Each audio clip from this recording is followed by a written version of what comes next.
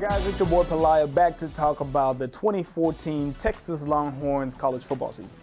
Now, before you guys start ripping me about how I didn't finish last year's season, let me just explain this, okay? Let me be clear. Hold on. Here's what happened. I sort of made this life-changing, if you will, decision to go back to grad school and study journalism, right? And I've just been getting pounded with work. I have to shoot videos, write, edit, and all that other stuff. It was a bit much, but right now it's beginning to level off a little bit. So how convenient is that during football season, right? So anyway, with that said, I apologize for kind of leaving you guys hanging, but here we go. Let's talk Longhorns football.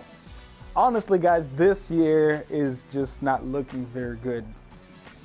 Definitely not as good. It's not shaping up to be as good of a year as I thought. Okay, go in my first video. If you check out, I made another channel where I have to put up all this stuff for my school. If you want to, I'll post the link somewhere. You can check it out. I said in one of those videos that Charlie Strong came in and established himself as core values guy, established the rules, and weeded out all the players that couldn't handle it. But right now, it still doesn't seem like the players have really, warmed up to him as a coach. It seems like they're still trying to get to know him as a coach. The reason I say that is because in his Monday press conference, Charlie Strong said that he did some things, in the locker room. He posted like all these yards and stuff that Taysom Hill ran, the offensive ran, or the missed tackles and stuff like that. He posted them all over the locker room, and he expected somebody to stand up and get mad and tear it down, throw it to the ground and get really fired up and get his teammates going. But that didn't happen. You know why? The funny thing is, they asked Jordan Hicks about that later. He said nobody stood up to that and did it because they didn't know if they were going to get in trouble or not. Clear sign that they really sort of not on the same page with Charlie Strong there. Like, he wants you to get, all fired up and ready to go and do all that stuff and get everybody all, fired up. But that didn't happen. So to me, this season, guys, is really shaping up to be one of those coaches get to know players season. That's what it's looking like, and hopefully we can sneak in a few wins in there, but I don't know, man. Like, this next 4-game stretch, 3 of those teams are going to be in the top 10, UCLA being one of them, here next Saturday in Dallas.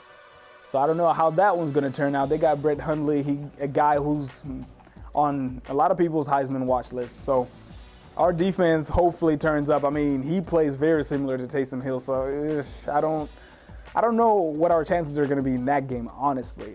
But I will make this prediction, though. I will say Texas keeps it close. I just don't think it'll be close enough to win. Because the reason I say that is because if you take a look at UCLA's last couple of games against unranked teams, then again, we're unranked, but against all these other teams that I feel like Texas could have beat, like Memphis, for example. I think we can beat Memphis. You know what I'm saying? Virginia, they've been winning by a margin within 10 points. So all I'm trying to say is I think Texas is a good enough team to keep it close because of our defense, but at the same time, I don't think it's going to be good enough to beat UCLA. So with that said, I got UCLA winning this one, let's see, 21-17-ish.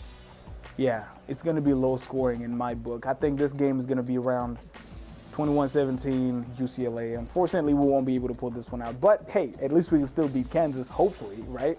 So anyway, I'll check in with you guys next week, talk more Longhorns. Let me know what you guys think in the comments. Hook 'em horns. See y'all next week.